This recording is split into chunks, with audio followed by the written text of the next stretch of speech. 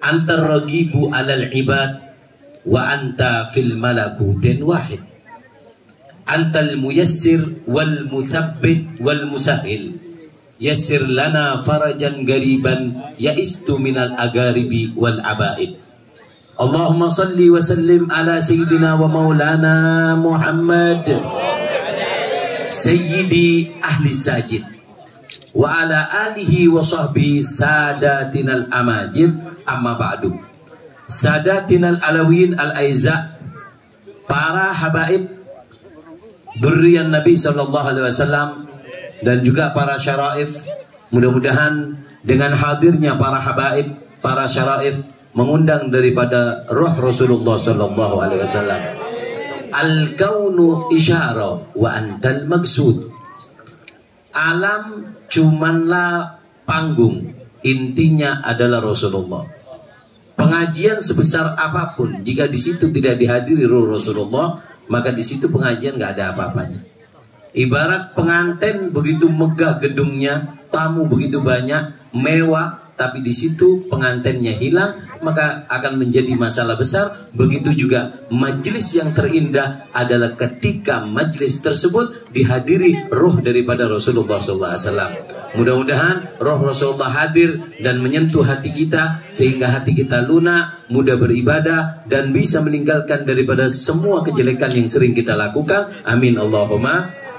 Sadatinal alawin al-aiza, para habaib, Al-Habib Abu Bakar Al-Hamid, Al-Habib Hamid bin Abu Bakar Al-Hamid, Habib Ahmad bin Syekh Abu Bakar bin Salim, Al-Habib Husain Al-Hamid, dan juga Kiai Abdul Hadi, Kiai Abdul Halik, Kiai Sofi Abdul Karim, Ustadz Khairi, dan juga Bapak Kapolsek Talo Pak Badullahi, dan juga Kapolsek Pak Saharudin, juga Bapak Camat, Bapak Dan Ramil Talo, dan semua para hadirin dan hadirat yang dimuliakan Allah. Sebenarnya saya dari dulu cita-cita ingin sampai ke Makassar, karena disinilah termasuk tumpah darah daripada kakek saya.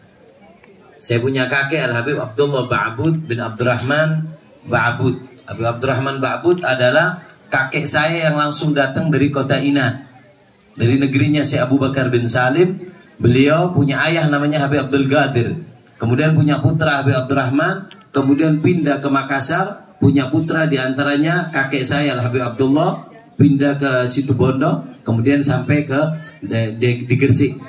Mudah-mudahan makanya saya gembira, makanya saya kepingin sekalian di sini silaturahmi dan pulang kampung.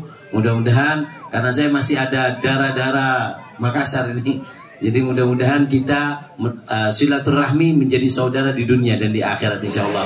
Amin Allahumma amin Allahumma amin. Ayo kita ngaji, mudah-mudahan apa yang saya sampaikan bersamaan dengan rahmatnya Allah, bersamaan dengan hidayah dari Allah, jadi ilmu yang barokah, jadi ilmu yang manfaat. Amin Allahumma amin. Amin Allahumma amin. Supaya lebih barokah, saya akan ceramah, tolong dicatat, tolong diingat-ingat, akan berisi poin-poin ilmu yang akan saya sampaikan.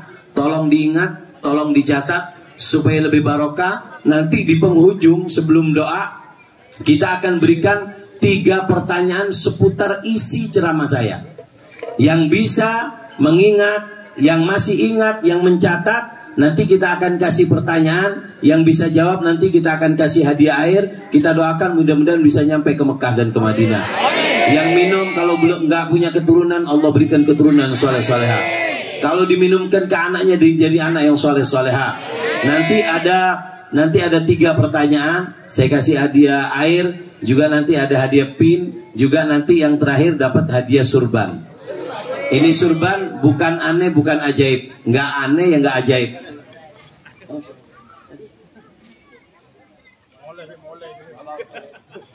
Allahumma shalli ala Muhammad. Nanti yang bisa jawab terakhir saya kasih hadiah surban. Mudah-mudahan sebagai kenang-kenangan, mudah-mudahan barokah, mudah-mudahan manfaat. Amin Allahumma. Dicatat, diingat-ingat, mudah-mudahan barokah, mudah-mudahan manfaat insyaallah. Amin Allahumma amin. Para hadirin yang dimuliakan Allah Subhanahu wa taala. Nabi Allah Musa itu pernah bertanya kepada Allah. Kata Nabi Musa, "Ya Rab, Kaifali an a'lama man ahbabta. Ya Allah, bagaimana caranya aku tahu orang yang kau cintai? Bagaimana cara untuk mengetahui hamba yang dicintai oleh engkau ya Allah? Apakah ada tanda? Kemudian kata Allah, Gal ya Musa, inni idza ahbabtu abdan ja'altu fihi alamatain.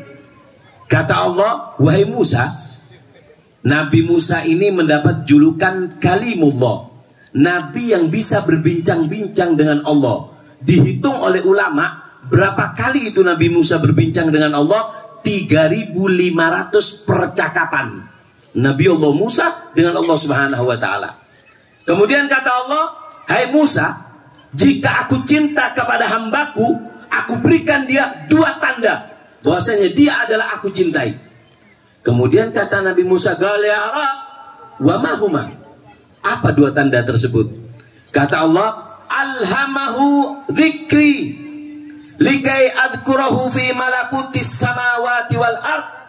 Jika aku mencintai hambaku, maka aku gerakkan hatinya untuk menyebut aku, sehingga aku menyebutnya di alam malakut. Udkuruni adkurkum. Aku buat dia mengingat aku, dan aku akan menyebut dia di alam malakut. Oleh karena itu, duduknya kita di tempat ini, berzikir, bersolawat, satu tanda daripada kita adalah orang-orang yang dicintai oleh Allah. Amin Allahumma. Amin Allahumma. Dan yang kedua, yaitu wa'asimuhu min maharimi. Aku jaga dia daripada melakukan dosa. Kenapa? Supaya dia aku bebaskan daripada adab dan siksaku. Jadi tandanya orang yang dicintai oleh Allah ada 2. Selalu berzikir, dan dia meninggalkan dari sedikit demi sedikit, meninggalkan apa yang diharamkan oleh Allah. Ini adalah tanda yang dicintai orang-orang yang dicintai oleh Allah Subhanahu wa ta'ala. Oleh karena itu, majlis Darul Mustafa, sebagaimana guru beliau Habib Hamid, Habib Umar, beliau memiliki pondok namanya Darul Mustafa. Mudah-mudahan ini majlis menjadikan tempat yang barokah, menjadi jembatan supaya kita dekat dengan Allah dan Rasulnya. Amin Allahumma. Amin. Amin Allahumma. Amin Allahumma amin. Habib Umar itu punya pesantren, beliau punya visi dan misi. Misi pesantrennya Habib Umar itu adalah gharsu irthun nabawi fi dawatin tansyuru. Di antara visi misinya Darul Mustafa adalah ghars, menanamkan, irthun nabawi, warisannya Nabi. Apa warisannya Nabi? Warisannya Nabi ilmu. Kalau Nabi mewariskan harta, para habaib kaya semua. Nabi itu pernah 1 bulan dapurnya nggak keluar asap. Kemudian kata Siti Aisyah, ya Rasulullah, ala tas'al rabbak liyut imak. Kenapa kau nggak minta sama Allah 1 bulan nggak ada api di rumah kita ya Rasulullah? Kita cuma makan aswaden, makan kurma dan air putih 1 bulan. Kenapa kau nggak minta kepada Allah agar kau diberikan harta untuk supaya kau bisa makan ya Rasulullah? Apa kata Rasulullah? Ya Aisyah, lau sa'altu rabbi jibal al-ardi dhahaban la suyirobi. Wahai Aisyah, jika aku meminta kepada Allah gunung-gunung yang ada di bumi dijadikan emas untukku, Allah akan jadikan. Walakin ikhtartu ju'iha ala shibaiha. Muhammad lebih memilih laparnya daripada kenyangnya. Aku lebih memilih lapar di dunia daripada lapar di akhir. Wa'lam ya Aisyah anna dunya la yambagi li Muhammad wala li ali Muhammad. Karena dunia tidak pantas dimiliki oleh orang yang namanya Muhammad dan orang yang mengaku sebagai keluarganya Nabi Muhammad sallallahu alaihi wasallam. Allahumma shalli ala Muhammad. Allahumma shalli ala Muhammad. Makanya kita lihat para habaib, sekaya apapun nggak masuk ke hati. Kaya nggak apa-apa, tapi nggak masuk ke hati. Datuk daripada beliau para habaib, Sayyidina Syekh Abu Bakar bin Salim, punya putra namanya Sayyidina Husain. Husain bin Syekh Abi Bakar bin Salim. Beliau itu kaya raya. Sampai ada tamu datang, Gal, ini Habib katanya wali kok, rumahnya mewah, hartanya banyak. Habib ini hatinya bisa baca, orang hati-hati. Jangan pernah suudon dengan orang saleh. Qulubul arifina laha uyunun tara ma la yara nadiruna. Hatinya orang soleh itu punya mata batin yang mampu memandang sesuatu yang tidak bisa dipandang oleh mata manusia. Dikasyaf oleh ini Habib mengatakan bahwa Gal ya fulan, ketahuilah dunia yang ngejar-ngejar aku nggak ngejar dunia. Ketahuilah, seandainya apa yang aku miliki semuanya habis dalam sekejap, maka bulu roma yang ada di leherku ini nggak akan bergerak satupun. Allahumma shalli ala Muhammad. Kemudian si orang ini masih masa, katanya. Masa. Akhirnya apa? Oh, nggak percaya. Kata Sayyidina Husain, santriku sini, ambil kurma tarim. Kurma tarim ambil sekian ratus ton, kirim ke Basra. Basra itu tempatnya kurma. Kurmanya di sana sampai ada namanya kurma usbu'il arus. Jempolnya pengantin. Pengantin kalau jadi pengantin gimana jempolnya? Kan bagus, rapi, dikasih pacar, indah.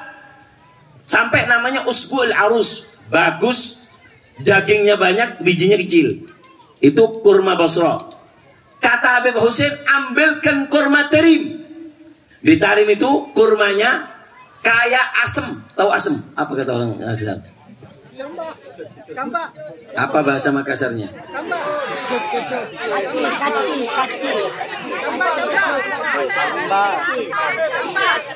Iya, kancil apa pokoknya itu sudah. Kanci, Kanci. Ya Allah, kaci. Diambilkan kurma tarim. Kurma tarim itu bijinya besar, dagingnya sedikit, kurmanya kecil. Kayak kaci. Apa? Iya, kaci betul. Kaci. Allahumma shalli ala Muhammad. Allahumma shalli ala Muhammad. Akhirnya apa? Dikirim ke Basra. Kata Habib ini, gal santriku, ambil ini kurma, bawa ke Mukalla, dari Mukalla bawa ke Basra. Santrinya malu. Habib, mau jual apa ini? Jual kurma. Kemana Habib? Ke Basra. Nggak salah Habib, mungkin dijual ke Makassar aja Habib. Jual ke Basra. Sami'na wa ta'na. Tapi dalam hatinya kecil, ya Allah, ini kurma kecil. Kambing di Basra nggak mau makan kurma tarim. Di sana kurmanya besar-besar. Akhirnya dibawa. Nyampe pelabuhan di Basra, ditanya, apa ini? Kurma. Dilihat, kurma apa ini kecil gini? Nggak tahu. Guru saya Habib Husain bin Syekh Abu Bakar bin Salim yang nyuruh. Nggak ada yang mau di sini. Kamu malu-malu ya jadi pasar, jadi cemoohan orang kamu nanti. Ya sebenarnya gitu hati saya juga. Tapi gimana guru yang nyuruh? Berangkat. Ketika berangkat, sampai ke pasar, di situ berapa hari nggak dijual, malu dia. Kurma kecil mau dijual di pasar. Allahumma shalli ala Muhammad. Akhirnya subhanallah, di Basra terkena wabah penyakit gatal-gatal. Kena penyakit gatal-gatal. Kata si santri, lah ini waktunya kaci-kaci keluar. Waktunya kaci-kaci keluar ini. Kurcaci. Ini kaci harus keluar sekarang ini. Kalau kurma yang besar nggak manfaat, tapi ini punyanya Habib Husain bin Syekh Abu Bakar bin Salim, sehingga dijual dengan bukan pakai kilo, dijual dengan hitungan gram. Pertama digratiskan, kamu makan, kalau sembuh kamu kesini. Dimakan sembuh penyakitnya, kembali lagi ke orang. Kesehatan itu nggak apa namanya, uang nggak ada harganya di mata kesehatan. Karena harta yang paling mahal adalah harta yang paling mahal apa? Percuma kamu kaya kalau sakit. Dulu ada seorang raja, dia raja kaya, tapi dia punya penyakit satu, nggak bisa kentut. Apa kata orang sini kentut? Taratu. Apa? Taratu. Tak kentut. Taratu apa? Taratu. Saya harus punya kamus di sini. Tapi carikan kamus ya di sini. Taratu. Iya, taratu. Raja ini nggak bisa taratu. Allahumma shalli ala Muhammad. Ini raja nggak bisa kentut. Akhirnya apa? Akhirnya dia panggil semua tobib, semua dukun, siapapun itu yang penting bisa memberikan saya obat, saya kasih harta malan jazilan, harta yang banyak.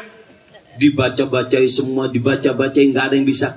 Sampai datang seorang pemuda, pakai jubah putih, pakai kacamata, pakai surban putih, ganteng orangnya. Karaci ya. Taratu.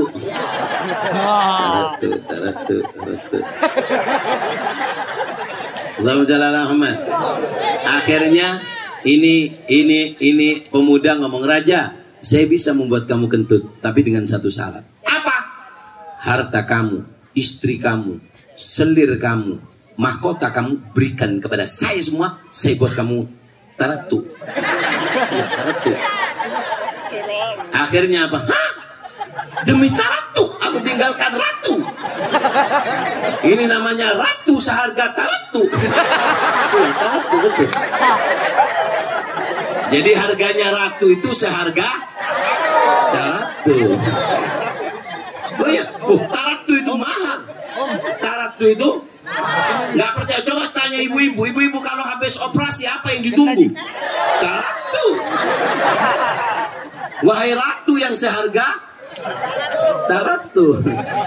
Orang perempuan itu kalau habis operasi apa yang ditunggu? Taratu. Kata dokter, "Bapak, istri saya, kamu sudah saya operasi. Tunggu dia. Kalau dia dalam 1 kali 24 jam tidak keluar taratu, maka dia akan saya operasi lagi. Kalau dia keluar, kamu bebas pulang." Kemudian kalau nggak taratu gimana? 25 juta siapkan operasi lagi. "Oh, saya punya BPJS." BPJS sekali. Taratu, kalau nggak keluar taratu harus tutu. Akhirnya apa? Subhanallah. Ini Allahumma shalli ala Muhammad. Sallallahu alaihi Muhammad. Supaya tahu harganya taratunya orang perempuan itu lebih mahal daripada harga glowing-glowingnya orang perempuan. Karena taratu, kalau nggak bisa taratu, operasi berapa? 25 juta. 20. Nah, si suami ngomong, "Wahai istriku tercinta, apa? Tolong wahai ratuku, keluarkan taratumu." Kata si istri, "Nggak bisa kakak, aku nggak bisa keluar taratu. Tolong keluarkan walaupun bunyinya taratunya nggak apa-apa." Kata saya, "Aku takut bau." "Nggak apa-apa istriku, lebih bau 25 juta daripada taratumu." Kenapa? Karena sehat itu mahal. Akhirnya si raja ini ngomong, "Demi saya bisa taratu, ratu dan seisinya ambil kamu. Tapi kalau nggak bisa kentut, kamu yang akan saya bunuh." Gol siap. Dibaca pakai mantra. Diingat-ingat mantranya, takut nanti keluar dalam pertanyaan dapat surban nanti. Apa mantranya? Tutu taratu taratu. Ingat-ingat. Tutu taratu taratu. Ditiup, diinumkan ke raja. Subhanallah. Fataratu taratu antawilan. Maka si raja kentut dengan kentut yang panjang. Bus. Sehingga pengawal raja mati hidup, mati hidup, mati hidup, mati, nggak hidup-hidup lagi. Kemudian si raja keluar dari kerajaan mengatakan, "Ambil semua ratu, demi taratu aku siap mengeluarkan, aku keluar dari kerajaan." Sehingga dia keluar dari kerajaan. Kemudian orang soleh tersebut mengatakan, "Wahai raja, kembali lagi kamu ke kerajaanmu. Aku nggak ingin ratumu, aku nggak ingin kerajaanmu. Aku cuma diutus oleh Allah memberikan nasihat kepadamu bahasanya satu nikmat taratu lebih afdal daripada kerajaan dan seisinya." Allahumma shalli ala Muhammad. Sallallahu alaihi Muhammad. Mudah-mudahan Allah berikan kesehatan insyaallah. Amin Allahumma. Amin Allahumma. Makanya nikmat yang besar kalau bisa dibuat, nikmat ini sangat mahal. Nikmat sangat mahal. Jadi dimanfaatkan. Wa in kunta fi nikmatin far'aha. Kalau kamu dalam nikmat, apa namanya, dijaga. Nikmat itu bisa sempurna ketika kita bersyukur. Di antaranya mensyukuri nikmat ini adalah dengan hadir majelis seperti ini. Yaitu hadir majelis seperti ini manfaatnya sangat besar. Kata Rasulullah, "Ghanimatu majalisi dzikri al-jannah." Hasil daripada majelis zikir adalah surga. Hasil puncak yang kamu dapatkan ketika kamu hadir di tempat ini adalah surga. Dengarkan. Tapi untuk mendapatkan faedah dari majelis, di sini ada hal yang perlu diperhatikan. Yang pertama yaitu adalah adabul majelis, tata cara hadir majelis. Allahumma shalli ala Muhammad. Jadi kalau mau hadir majelis ada caranya supaya kita dapat Karena ini majelis sangat istimewa. Ini majelis gak sembarangan.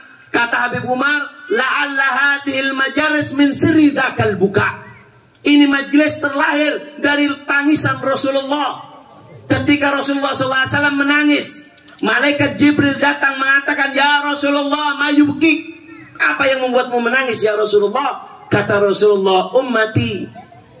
Aku ingat umatku. Ketika dia masih hidup, umatku masih apa?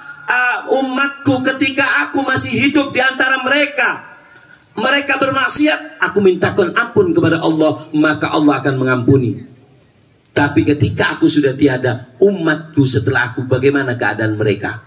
Kemudian malaikat kembali kepada Allah dan Allah mengatakan, katakan kepada Muhammad, nggak usah kepikiran umatnya, aku Allah akan selalu menjaga daripada umat Muhammad. Ummatun mudnibatun wa rabbun ghafur, umat penuh dosa dan memiliki Tuhan yang selalu maha pengampun. Kemudian kata Habib Umar, berkat tangisan tersebut lahirlah majelis seperti ini. Adanya majelis seperti ini, yang hadir ke tempat ini insya Allah tidak pulang kecuali semua diampuni oleh Allah dosanya. Amin Allahumma, amin Allahumma. Bahkan sampai dikatakan, inna lillahi malaikatan yatufuna fit turuq wa yaltamisuna ahla dzikri wa idza wajadu qauman yadhkurullah tanadau halumu ila hajatikum. Allah punya malaikat yang ditugaskan patroli keliling di bumi ini melihat majelis zikir. Wa idza wajadu qauman yadhkurullah tanadau. Kalau dia mendapatkan orang yang menyebut Allah, mereka memanggil kepada malaikat yang lain, halumu ila hajatikum, sini, yang kalian cari ada di sini. Kemudian ketika selesai majlis, malaikat kembali kepada Allah. Kemudian Allah mengatakan, ushidukum ya malaikati anni qad ghafartu lahum. Saksikan wahai malaikat, semua, apa kata Allah? Semua yang hadir, aku ampuni dosanya. Amin. Kemudian kata malaikat, ya Allah, ada yang gak ikhlas. Kenapa? Pengajian ada di depan rumahnya. Coba gak ada depan rumahnya, dia gak mungkin hadir. Dia terpaksa hadir. Ada yang datang cuma jual makanan, ya Allah. Apa kata Allah? Humul qaumun la yashqa bihim jalisuhum. Mereka adalah satu kaum yang tidak akan celaka orang yang duduk dengan mereka. Apapun yang kalian lakukan, yang penting hadir di tempat ini, maka kalian akan mendapatkan pengampunan dari Allah. Amin Allahumma. Amin. Nah, untuk sempurnanya kita harus memiliki 6 adab, 6 syarat untuk mendapatkan kesempurnaan majelis. Adab ke majelis ada 6. 1. An-niyah. Niat harus diperbaiki. Innamal a'malu bin niyat, kata Rasulullah. Amal itu harganya tergantung niat. Faman kanat hijratu ilallah wa rasulih. Siapa orang yang datang ke tempat ini karena Allah, mengharap Allah dan Rasulnya, fahijratu ilallahi wa rasulih, maka dia akan mendapatkan Allah dan mendapatkan Rasulnya. Faman kanat hijratu lid dunya. Siapa orang yang datang ke tempat ini karena dunia, au imratin yang kiwa, atau karena ingin ketemu dengan kekasihnya, maka apa? Dia cuma dapat kekasihnya, dia nggak akan dapat Allah dan Rasulnya. Allahumma shalli ala Muhammad. Makanya niat hadir majelis, niat diperbaiki. Gimana caranya, Beb? Yang gampang, kata Habib Ali Al-Habsyi, jika kalian ingin melakukan sesuatu, niatlah sebagaimana aku niat. Ya Allah, aku niat hadir majelis seperti guruku niat hadir majelis. Aku niat hadir majelis seperti Habib Fulan niat hadir majelis. Kenapa? Karena an-niyah matiyah. Niat adalah kendaraan yang bisa menyampaikan daripada kita ke derajat yang tinggi. Yang pertama niat. Yang kedua, al-wudu. Kalau hadir majelis harus punya wudu. Karena di sini Allah menuangkan sir, menuangkan nur. Kata Al-Habib Ali Habsyi, ijtahid antakuna anta mustahikan lisir. Berusahalah kamu supaya dapat. Ketika Allah menuangkan, kamu dapat. Kalau kamu nggak punya sir, nggak punya wudu, maka akan keluar. Di kota Tarim, itu sampai ada peribahasa yang mengatakan ta'addab fit tarim hatta ma'akila biha. Yang sopan kalau ada di kota Tarim, walaupun dengan anjing yang ada di kota Tarim. Kenapa anjing di kota Tarim? Karena anjing di kota Tarim pernah mendapat dipandang oleh orang-orang soleh. Sampai ada bainal maghrib wal isya, ada seorang Habib, dia lewat, kemudian apa? Ngelihat anjing punya keanehan. Ini anjing diikuti oleh 10 anjing di belakangnya. Dia ke kanan ikut, jadi bos anjing ini. Dia duduk, ikut duduk di belakangnya, punya prajurit 10 anjing ini. Kemudian kata orang soleh, ajib, kok bisa ini anjing punya anak buah? Gimana dia merekrut bala tentara ini? Akhirnya apa? Dilihat di anjing itu ada nur, ada cahaya. Kok bisa ada nur di sini? Diambil. Ketika diambil, kemudian dia cari siapa yang naruh nur di anjing ini. Gak taunya ada seorang Habib Majidub. Ditanya, Gal Habib, kenapa nur dari Allah kau taruh di anjing? Nggak kau berikan kepada anakmu, nggak kau berikan kepada santrimu. Apa kata saya? Begal, nam. Ketika aku antara maghrib dan isya, aku membaca Ratibul Haddad, aku membaca dzikir, aku membaca Al-Quran, aku mendapatkan nur dari Allah, dan aku terlalu banyak panas sehingga harus aku berikan kepada anakku. Aku temukan anakku tidak memiliki wudu, sehingga lebih baik aku berikan kepada anjing. Jadi kalau orang hadir majelis duduk di depan orang soleh harus punya wudu. Jangan sampai karat tuh apa? Tarat tuh. Jadi kenangan dari Makassar ini tarat tuh. Allahumma shalli ala Muhammad sallallahu alaihi Muhammad. Paham ya? Harus punya wudu. Yang ketiga, adabnya hadir majelis. Apa? An-nadhafa wat tatayyub. Kalau mau hadir majelis harus bersih dan juga harus wangi. Apa wangi kata sini? Iya, parfum. Apa? Sama. Nggak ada bahasa yang aneh. Bau. Ya bau. Allahumma shalli ala Muhammad. Harus pakai harum. Dengerin, adabnya majelis harus pakai yang bagus. Imam Ali Zainal Abidin ketika ke masjid bajunya bagus, rapi, wangi. Ditanya, bajunya baru, terus Imam Ali Zainal Abidin, gal ya Imam, mau kemana? Gal dari masjid. Serapi ini. Kalau kita kan enggak. Kalau ke majelis seadanya. Kalau kondangan, Allah, pengantinnya kalah cantik sama yang hadir. Ini kalau ke masjid, masya Allah, la haula wa la quwata illa billah, inna lillahi wa inna ilaihi raji'un. Sarungnya yang jelek. Ini Imam Ali Zainal Abidin ke masjid, bajunya bagus. Ditanya, gal Imam, nggak kebagusan ke masjid seperti ini? Amatagra Allah Ta'ala, khudu zinatakum inda kulli masjid. Apa kau nggak baca firmannya Allah? Ambil pakaian yang baik ketika kau menuju masjid.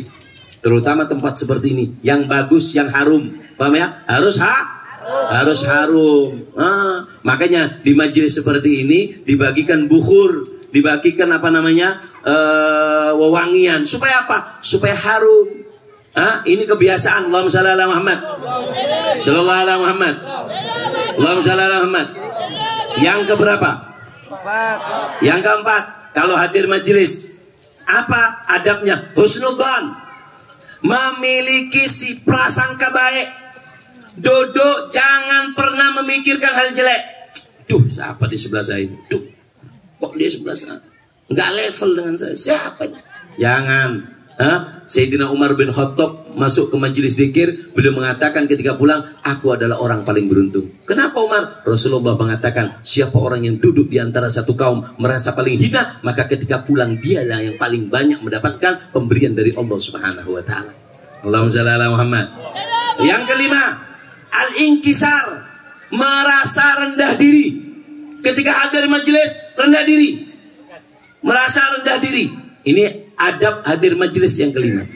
Yang keenam, in kana lahul udhur, kalau nggak bisa hadir majelis, kita nggak bisa hadir karena sakit atau karena keadaan atau nggak dapat izin dari suami, maka apa? Maka yang keenam, adabnya hadir majelis, kalau kita punya udhur, kita harus lakukan dua hal.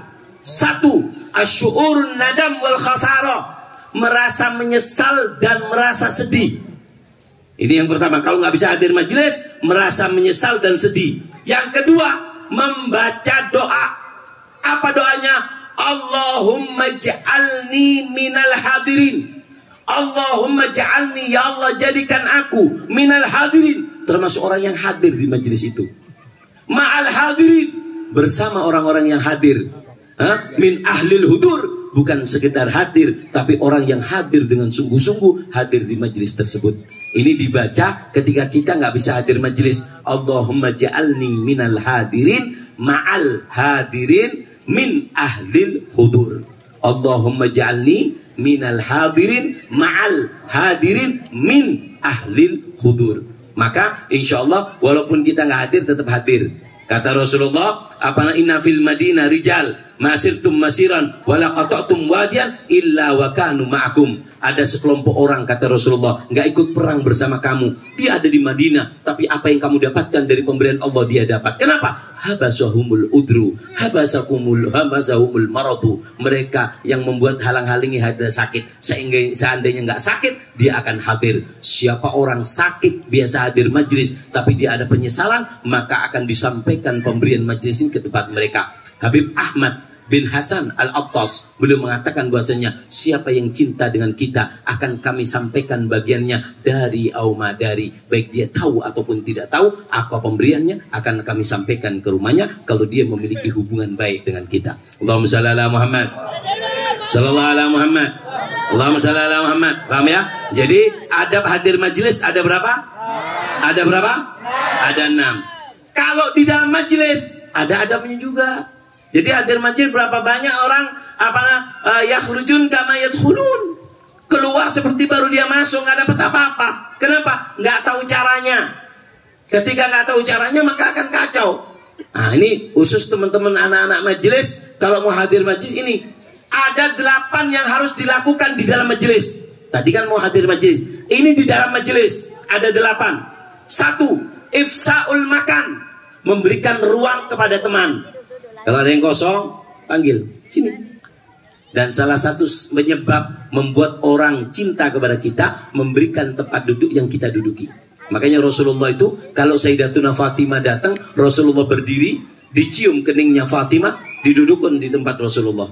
Kalau Rasulullah yang ke rumah Fatimah, dicium keningnya Rasulullah, didudukkan Rasulullah di depan duduknya Fatimah. Ifsahul makan itu adalah salah satu penyebab yang membuat orang itu cinta kepada kita. Kadang ada orang jual mau, nggak mau. Aku udah dari tadi enak nyender, nggak mau. Tapi kalau ada orang tua dia minggir, dikasih, maka itu salah satu penyebab orang mau jatuh cinta kepada kita. Allahumma shalli ala Muhammad. Yang kedua, adabnya majelis. La yatakallam ma'al akhar aw yal'abil jawal. Ini adabnya majelis. Nggak boleh berbicara. Yang ini ceramah, yang ini bicara sendiri. Atau main HP. Nggak cukup main HP di rumah. Ini ilmu. Dengarkan. Jadi kalau hadir majelis, gimana caranya? Mendengarkan dan tidak sibuk main dengan HP. Allahumma shalli ala Muhammad. Paham ya? Ini adabnya majelis. Karena orang kalau di sini hatinya di luar nggak dapat. Ada seorang santrinya dia ini kepingin beli barang di pasar. Akhirnya dilihat sama saya. Kalau Fulan, keluar. Guru mau ngaji, keluar. Diusir sama guru. Kemana guru? Ke pasar kamu. Saya mau hadir pengajian guru, hadir. Kamu keluar ke pasar. Sampai dia biasa, ya Allah, saya mungkin buat salah sama guru. Saya harus dihukum duduk di pasar ya Allah. Sampai selesai majelis ya Allah, gimana ya Allah.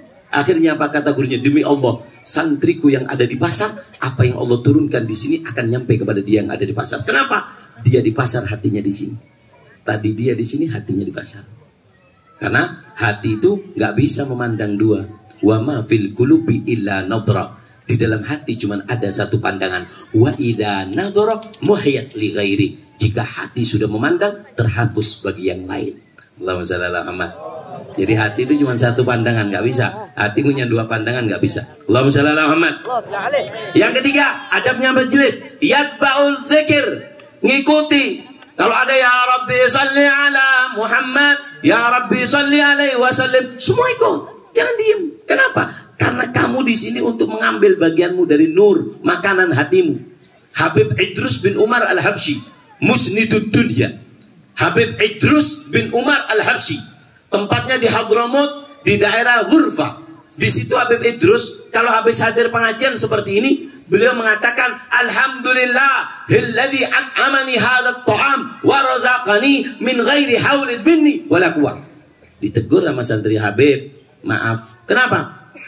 Habib mungkin banyak masalah. Kenapa? Salah baca doa. Itu doa habis makan, Bib.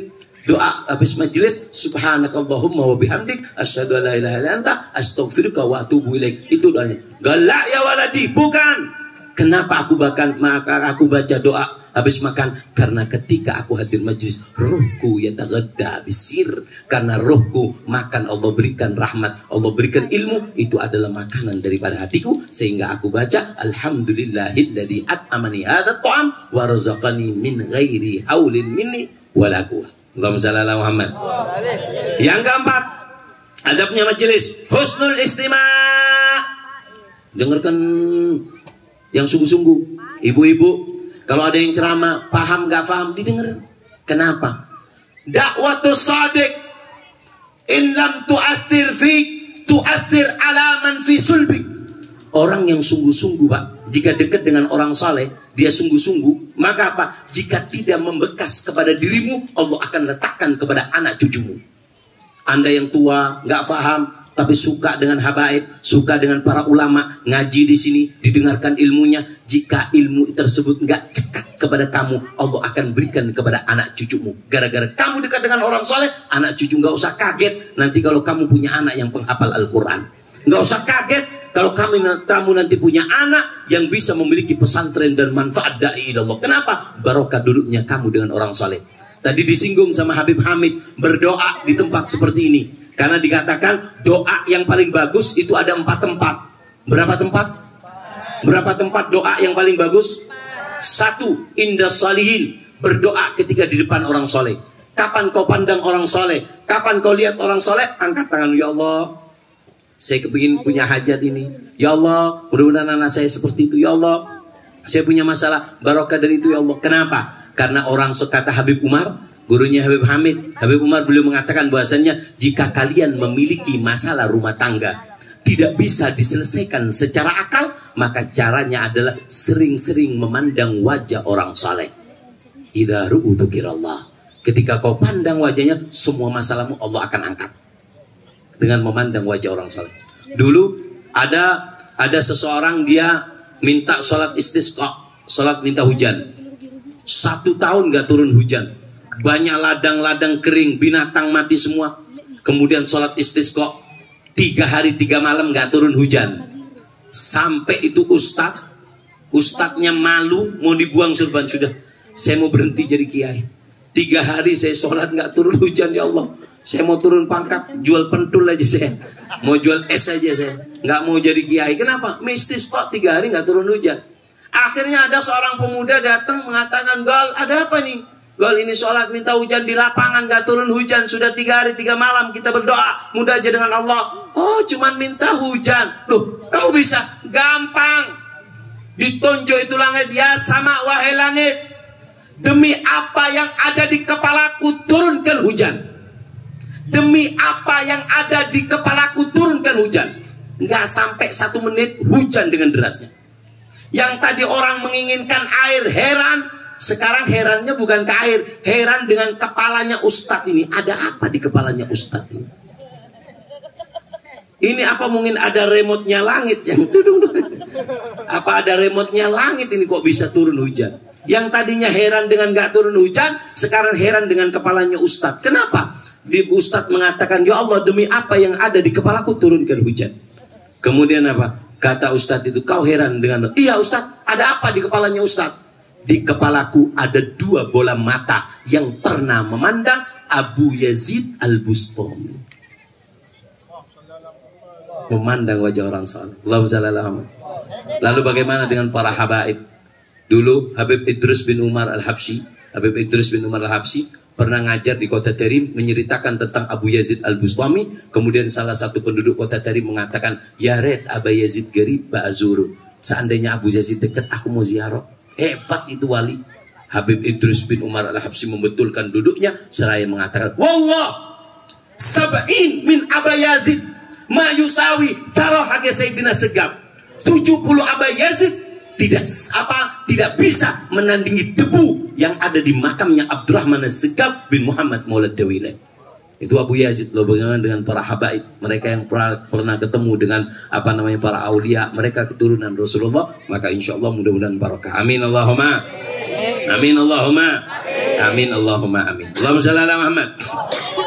Adab yang kelima apa? Yaktatifuna ataibil kalam. Kalau bisa hadir majelis itu yaktatifun, ngambil daripada ucapan-ucapan yang baik dari si penceramah. Diambil, apa kata Ustaz? Dicatat. Kata Habib Abdul Qadir bin Ahmad As-Sigaf, beliau mengatakan, jangan keluar dari majelismu kecuali kamu ambil faedah dari 5 jari kamu. Ini tadi katanya ini minimal jari inilah 1, 2, 3, 4, 5. Udah paling banyak 5 udah cukup. Hadir majelis, kamu ambil 5 poin atau 2 poin atau 3 poin. Jangan keluar dengan tangan kosong. Allahumma shalli ala Muhammad. Yang keenam, asyurul hitab lahu la li ghairi. Yang keenam adabnya di dalam majelis adalah apa yang dihitopkan oleh si penceramah itu untuk saya, bukan untuk orang lain. Kadang enggak, hati-hati, jangan sampai makan haram, riba. Alhamdulillah, bukan saya, ini tetangga saya enggak itu. Enggak boleh. Hitopnya jatuhkan kepada diri kita, bukan ke orang lain. Allahumma shalli ala Muhammad. Yang ketujuh, niat amal bi kulli ma sami'a. Niat mengamalkan apa yang didengarkan. Ya Allah, insya Allah, kata Habib tadi harus sholat tahajud, insya Allah saya mau amalkan walaupun sekali. Setiap kebaikan amalkan sekali, maka kau akan tergolong daripada pemilik amal baik tersebut, walaupun 1 kali. Allahumma shalli ala Muhammad. Yang kedelapan, adabnya majelis apa? Adabnya majelis yang kedelapan adalah an-nadhafah, bersih, harus bersih. Ini kesalahan kita. Hadir majelis pulang sampah, kacang, tisu semuanya kotor. Ini mencerminkan apa? Padahal dalam agama kita an-nadhafatu minal iman. Saya ingat Habib Ali Masyhur, tisu tidak pernah ada santri yang bisa mendapatkan tisunya Habib Umar kecuali kalau lupa. Pasti tisunya Habib Umar masuk ke kantong itu. Coba tanya kepada semua santri. Kenapa? Nadhafah. Kalau kita kadang Allahumma shalli ala Muhammad. Paham ya? Allahumma shalli ala Muhammad. Ayo. Dengarkan. Allahumma shalli ala Muhammad. Sallallahu alaihi Muhammad. Doa yang baik tadi ada berapa tempat? 1 di depan orang saleh. 2 ketika malam hari. Ketika apa? Malam hari itu doa paling bagus tempat. Ketiga, indasyam, ketika berpuasa.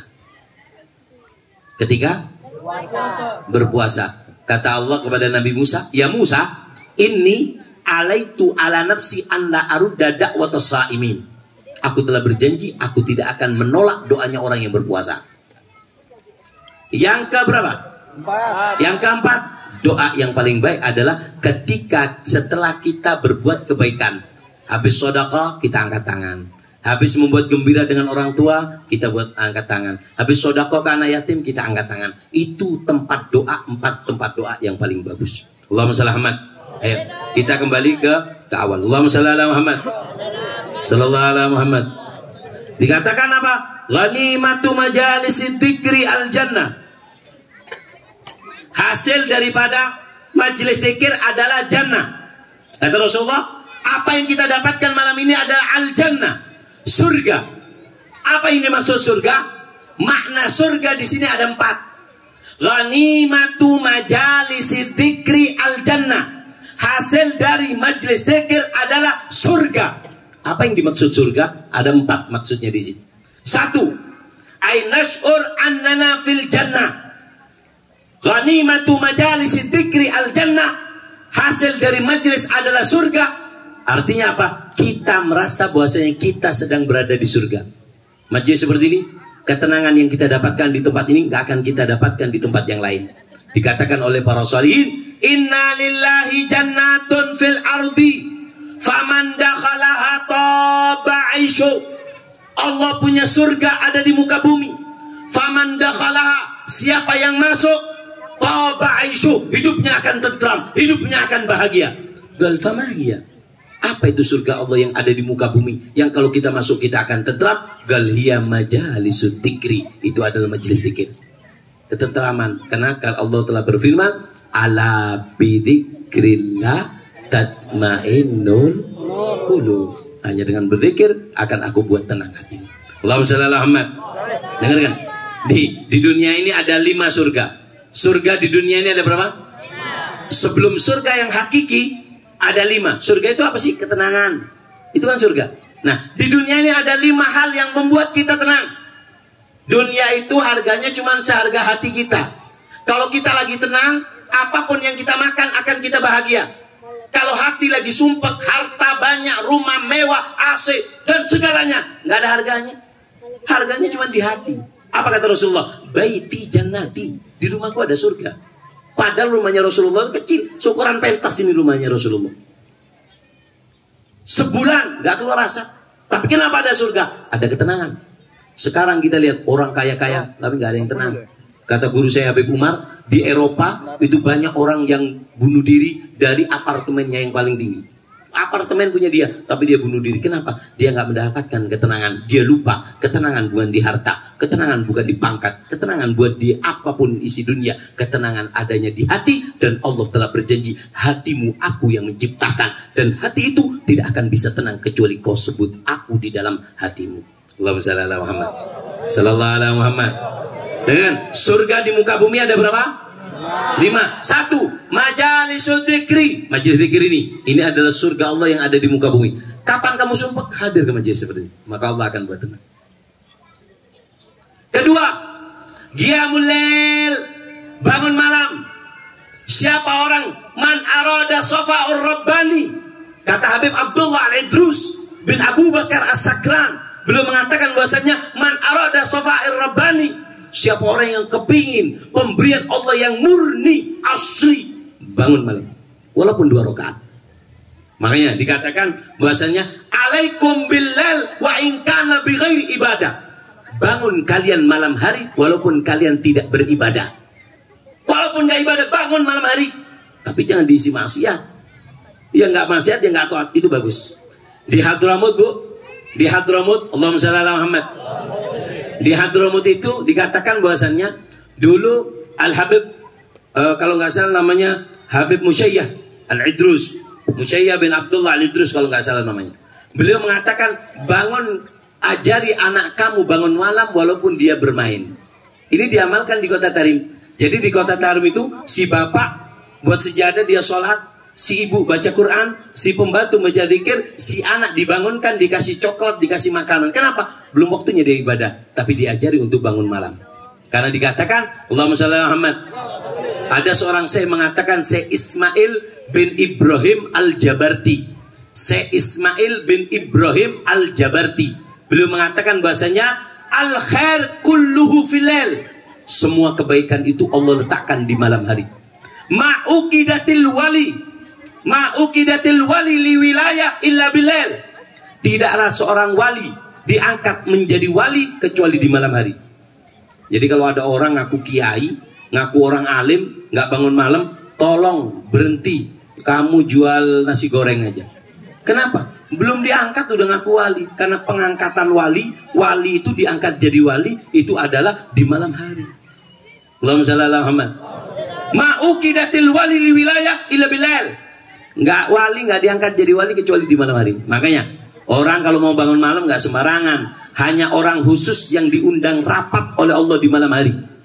Ada seorang santri bertanya kepada gurunya, ya Syekh, aku nggak bisa bangun malam. Kenapa ya Syekh? Beri aku amalan. Bangun malam nggak perlu amalan. Undur mu'amalataka bin nahar qabla an tatluba qiyamul lail. Lihat kebiasaan kamu di siang hari sebelum kau meminta kepada Allah bangun di malam hari. Kenapa? Karena tidak dibangunkan di malam hari kecuali hamba yang dicintai oleh Allah. Bahkan jika hambanya tertidur di malam hari, Allah memerintahkan kepada malaikat Jibril, ya Jibril, nabi abdi fulan fa inni mushtaqun ilaih. Jibril, bangunkan hambaku itu. Kenapa? Aku rindu dengan dia. Allahumma shalli ala Muhammad. Jadi kalau Allah rindu, Allah ngirim malaikat Jibril untuk bangunkan hambanya. Kenapa? Karena malam ada waktu yang sangat istimewa. Hah? Surga dunia ada berapa? 5. Ada 5. Apa yang pertama? Majelis zikir. Apa yang kedua? Qiyamul lail. Yang ketiga, at-ta'alluq bisalihin. Punya ikatan dengan orang saleh. Punya hubungan dengan orang saleh. Untung di Makassar ini banyak para habaib, banyak para syaraif, banyak majelis zikir, datangi. Kenapa? Habib Abdullah bin Husain bin Tahir yang ngarang kitab Sulamut Taufik, yang ngarang qasidah Ya Arhamar Rahimin, beliau mengatakan Habib Abdullah bin Husain bin Tahir, beliau punya santri. Kata santri beliau, demi Allah, aku tidak pernah merasa hidup di dunia ketika masih ada Habib Abdullah bin Husain bin Tahir. Kenapa? Aku punya masalah, aku sumpah, aku ini. Aku datang ke majelis beliau, hilang itu masalah. Aku duduk, dengarkan nasihat beliau, tenang hatiku. Ketika Habib meninggal dunia, aku baru merasakan wadi dunia dania, hawadisha katsira, wa aisyatha hakira, wa muddatha gosira. Dunia banyak masalah, penuh kehinaan, penuh kerutan. Ini dunia ketika aku rasakan ketika guruku tidak ada. Oleh karena itu, Majelis Darul Mustafa ini jadikan sebagai surga kita. Anda punya masalah, Anda sumpah, Anda susah, datang ke majelis ini, maka insya Allah akan dijadikan surga dunia kita. Amin Allahumma. Yang keberapa? Yang keempat. Apa yang keempat? Ridhal ridhonya ibu. Kapan kamu berada di surga? Ketika kau datang kedapatkan ridho ibu. Dengarkan ya. Orang kalau nggak dapat ridho ibu, walaupun surban seperti saya, ini panjang, janggutnya dari sini sampai 500 meter. Ini bukan janggut, jinglot ini. Hah? Tapi kalau kurang ajar dengan orang tuanya, ngangkat suara dengan orang tuanya, nggak ada harganya. Kalian pakai kerudung, pakai cadar, tapi kalau disuruh orang tua, kadang ada anak perempuan sekarang, kalau udah disuruh sama orang tuanya, tolong ini, nggak level. Ini perempuan yang berani ngangkat suara di depan orang tua nggak ada harganya. Dengarkan, kamu nakal, kamu orang yang ahli maksiat, tapi kamu bagus dengan ibumu, maka Allah akan bagus kepada kamu. Karena Rasulullah telah bersabda, ridhonya Allah sudah Allah letakkan di belakang ridho orang tuamu. Murkanya Allah letakkan di belakang murka orang tuamu.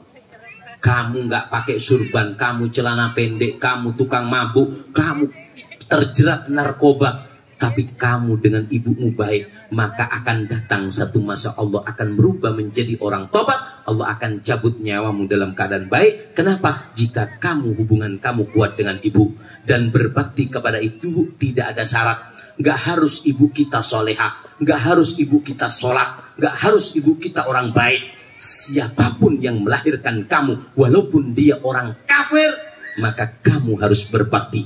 Kecuali kalau kamu disuruh maksiat, la ta'ata di makhlukin fi maksiatil khaliq. Di zaman Rasulullah ada seorang sahabat, ibunya, orang tuanya kafir, sudah kafir, ahli maksiat. Kemudian kata sahabat, ya Rasulullah, izinkan aku meninggalkan orang tuaku, aku ingin bersamamu. Dia kafir, ahli maksiat, main judi, suka zina. Izinkan aku meninggalkannya, aku akan duduk bersamamu ya Rasulullah. Apa kata Rasulullah? Jangan. Orang tuamu ketika mati, dia akan masuk neraka. Sebelum dia mati, jadikan engkau adalah surga bagi dirinya. Allahumma shalli ala Muhammad. Paham ya? Berbakti dengan orang tua. Yang mahal dari orang tua itu ada 3. Ingat-ingat. Yang mahal dari orang tua ada berapa? 3. 1. Doa orang tua. 2. Pengampunan orang tua. 3. Ridho orang tua. Kapan orang tua mengatakan, nah aku ridho kepadamu, jalan. Apapun gak kamu miliki, semua akan jadi milikmu kalau kau dapat ridho. Ini ada cerita. Beb, waktunya cukup ini. Hah? Lanjut. Allahumma shalli Muhammad. Coba panitia kalau ada air es, saya minta air es. Kalau nggak ada pop, Habib kebakaran di dalam ini. Allahumma shalli Muhammad. Lanjut. Lanjut. Allahumma shalli ala Muhammad. Di zaman Nabi Musa. Zaman siapa? Di zaman siapa? Di zaman Nabi Musa. Allahumma shalli Muhammad. Nabi Musa itu pernah bertanya kepada Allah, ya Rabb, arini rafiqi fil jannah. Nabi Musa dikatakan, kau adalah kalimi, kau aku izinkan untuk berucap denganku, berbincang denganku. Tanya apa yang kau tanya wahai Musa. Apa kata Nabi Musa? Ya Allah, ya Allah, airnya datang ya Allah. Tolong cepat.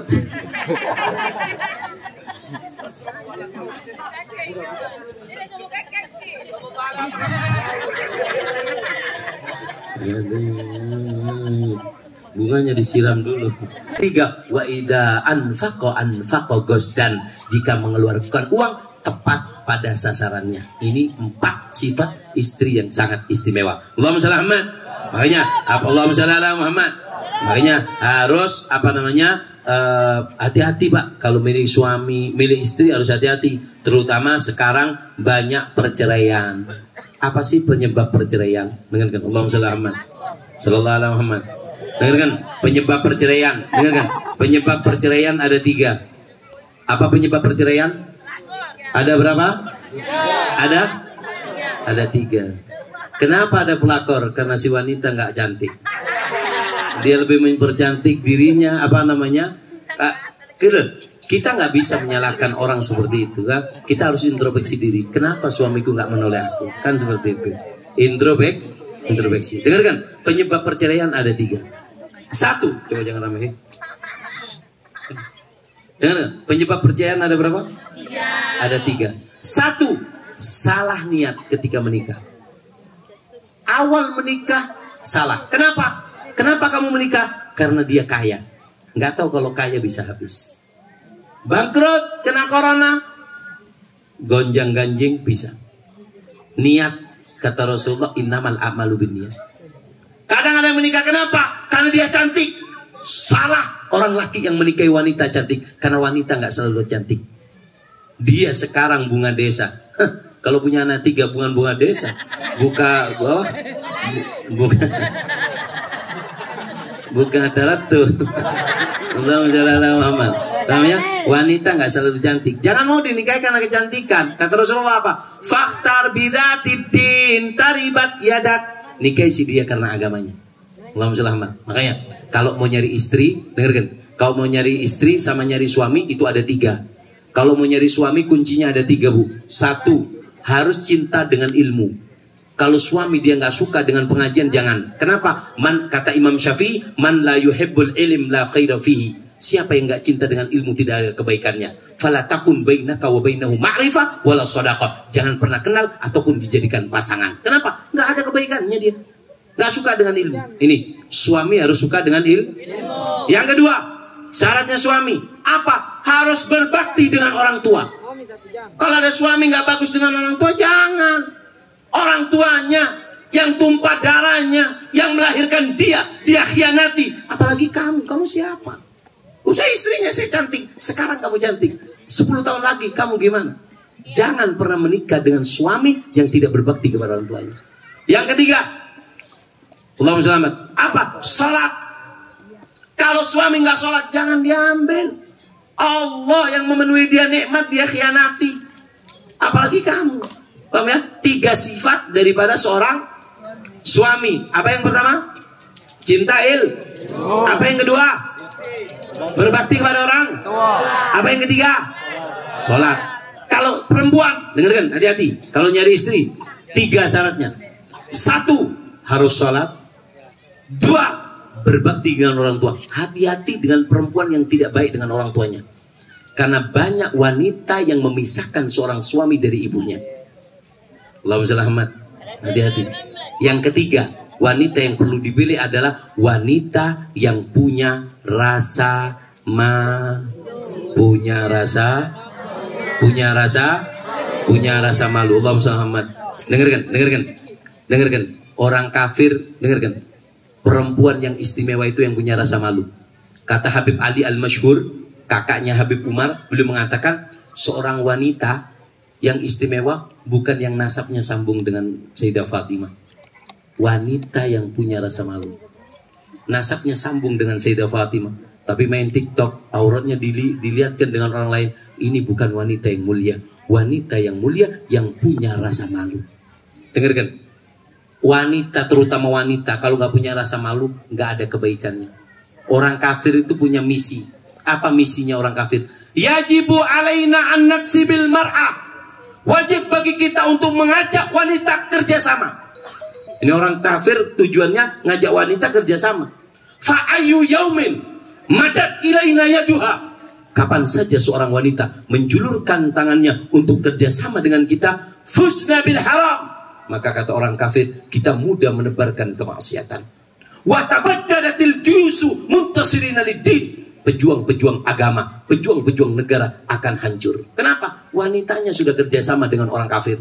Dibuat TikTok, dibuat YouTube, dibuat ini. Wanita joget, buka aurat. Apakah akan keluar dari perut wanita ini pejuang agama? Apakah keluar dari perut ini pejuang daripada neraka? Pejuang daripada negara? Nggak mungkin. Kenapa? Karena tidak mungkin keluar dari perut seorang wanita yang jelek akan keluar orang yang bagus. Tidak mungkin. Kenapa? Karena, dengarkan, di mana ada pejuang, di mana ada pemimpin negara, di mana ada seorang kiai, itu terlahir dari dua seorang wanita. Pangkuan seorang ibu dan sabarnya seorang istri. Mana ada seorang suami memiliki istri yang sabar, memiliki seorang ibu yang mendidik, maka akan menjadi orang soleh. Amin Allahumma. Makanya tujuannya orang kafir apa? Mengajak wanita apa? Kerja sama. Kalau sudah wanita diajak kerja sama, apa yang didapatkan? Dua, mudah melakukan yang haram, dan yang kedua adalah hancurnya pejuang bangsa. Allahumma shalli ala Muhammad. Sebagai penutup majelis ini, sebenarnya masih panjang yang mau disampaikan. Saya ada pesan untuk wanita, ya. Untuk wanita dicatat, diingat-ingat, dengarkan. Orang wanita harus bisa jaga 4 perkara supaya dia menjadi wanita yang sempurna. 1, memiliki ilmu agama. Wanita harus lebih memiliki ilmu agama daripada orang laki. Kenapa? Karena anak laki, anak itu di pangkuan ibu lebih lama daripada pangkuan seorang ayah. Paham ya? Kenapa wanita harus dididik lebih? Sebabnya ada 4. Yang membuat wanita harus dididik lebih dari orang laki itu ada 4 sebabnya. 1, penyebab terkuat lahirnya generasi bangsa. Generasi bangsa, apa kata wanita? Kedua, wazir li solahiyatil usra. Wanita adalah perdana menteri rumah tangga. Kalau wanita nggak bagus, hancur rumahnya. Orang pendakwah kalau istrinya nggak baik, nggak mungkin bisa berjalan. Jadi Habib Hamid ini berhasil, ini saya yakin pasti istrinya istimewa. Cocok. Tepuk tangan kita. Sallallahu alaihi Muhammad. Yang ketiga, kenapa wanita harus dididik lebih? A'dhamul fitnah. Fitnah yang paling besar adalah wanita. Tahu anggur merah? Tahu khamr? Itu nggak ada apa-apanya dibandingkan dengan bibir merah.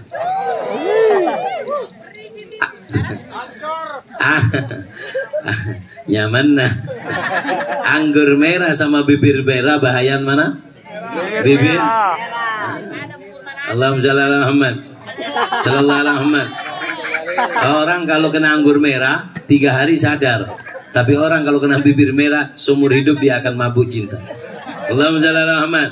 Yang keempat, kenapa wanita harus dididik lebih? Karena wanita adalah unsur dhaif yashul alaihinna an tukhda. Wanita harus lebih. Kenapa dididik? Karena wanita itu adalah elemen yang sangat lemah dan lembut, mudah untuk ditipu. Dikasih HP, I love you. Dikasih ini. Kenapa? Wanita itu lemah. Makanya harus dikasih ilmu agama. Karena wanita 4 penyebab terkuat lahirnya bangsa. Perdana menteri rumah tangga, fitnah yang terbesar, dan makhluk yang lemah dan lembut, mudah untuk ditipu. Makanya wanita harus diberi pendidikan lebih. Dengarkan, apa yang harus diberikan kepada wanita? 4 tadi. Dikasih ilmu. Yang kedua, hifdzul bi'ah, lingkungan. Wanita harus dijaga lingkungannya. Imam Ibnu Arabi mengatakan bahwasannya wanita itu lemah. Kuatkan wanita dengan 2 hal. Wanita itu lemah. Jadi kalau mau wanita kuat syaratnya 2. 1, jangan banyak omong. 2, jangan banyak keluar rumah. Ini yang buat wanita kuat. Makanya dulu para habaib ketika masuk ke kota Tarim, namanya Sayyidina Ali Khalid Ghasam. Masuk ke kota Tarim, dia masuk ke kota Tarim, Sayyidina Ali Khalid Ghasam, datuknya para habaib ini, ketika itu buat masjid Ba'alwi, kemudian dipagar sekelilingnya, namanya adalah Hauta Ba'alwi. Anak cucunya tidak boleh keluar dari pagar kecuali Jumatan. Jumat, kemudian kembali lagi. Sampai dikatakan ma yuhammim syaribu illa wagudum mukashif. Nggak ada yang anak mereka yang tumbuh kumis kecuali jadi wali. Kenapa? Perempuannya dijaga. Kalau sekarang kan enggak. Perempuannya ya Allah lebih berani dari orang laki kalau sekarang. Makanya Allahumma shalli ala Muhammad sallallahu alaihi Muhammad. Dijaga lingkungan. Apa yang harus dilakukan perempuan? Dikasih ilmu. Yang kedua dijaga apanya? Lingkungan ngerusak. Man jalasal asyrar wa in kana minal akhyar fa huwa minal asyrar. Siapa saja anaknya orang baik, anaknya orang soleh, duduk dengan orang jelek, maka dia dihitung, digolongkan sebagai orang jelek walaupun dia orang baik. Wa man jalasal akhyar wa in kana minal asyrar fa huwa minal akhyar. Kalau ada nakal, pemabuk, tapi suka duduk di pengajian, duduk dengan orang soleh, dihitung sebagai orang soleh walaupun dia orang jelek. Jadi intinya adalah menjaga lingkungan. Allahumma shalli ala Muhammad. Yang apa? Yang ketiga, apa? Menjaga dari teman yang jelek. Perempuan harus dijaga, ya, terutama wanita dijaga. Jangan sampai berteman sembarangan. Kata Habib dikatakan bahasanya orang kalau duduk itu saling tarik menarik magnet. Kamu dan aku saling tarik menarik sifat. Kalau saya salah, saya kalah, saya akan niru sifat kamu. Kalau kamu kalah, kamu akan meniru sifat saya. Makanya orang kalau duduk saling tarik menarik magnet. Hati-hati. Yang keempat, yaitu membacakan sejarah wanita-wanita soleha yang terdahulu. Jangan dikira wanita itu nggak ada harganya, enggak. Syekh Abu Bakar bin Salim, datuknya para habaib, Syekh Abu Bakar bin Salim, Fakhril Wujud, beliau pernah mengatakan, aku melihat makom seorang wanita dari bangsa Maula Khela. Wanita syarifah dari bangsa Maula Khela, makomnya di atasku. Nggak bisa aku tembus. Jadi aku ingin menembus dia bil musaharah. Anak cucuku aku harap dengan keturunannya dia menikah supaya aku bisa terkatrol oleh wanita itu. Makanya di Tarim ada peribahasa kam min gussatin afdalu minal lihya. Berapa banyak gelungan rambut lebih baik daripada janggut. Berapa banyak gelungan rambut lebih baik daripada, artinya berapa banyak wanita yang lebih afdal daripada orang laki-laki. Oleh karena itu wanita kalau mau sempurna dikasih ilmu, dijaga lingkungan, teman yang jelek harus dihindari, dan mengenalkan sejarah wanita-wanita terdahulu. Amin Allahumma. Sebenarnya banyak yang mau disampaikan, tapi karena keadaan dan waktu yang begitu cepat, mudah-mudahan barokah, mudah-mudahan manfaat insyaallah. Amin Allahumma. Ayo, saya kasih 3 pertanyaan. Yang bisa jawab angkat tangan, yang saya tunjuk jawab, yang nggak ditunjuk nggak boleh jawab. Angkat tangan, saya tunjuk salah, pindah ke yang lain. Tolong mic disiapkan.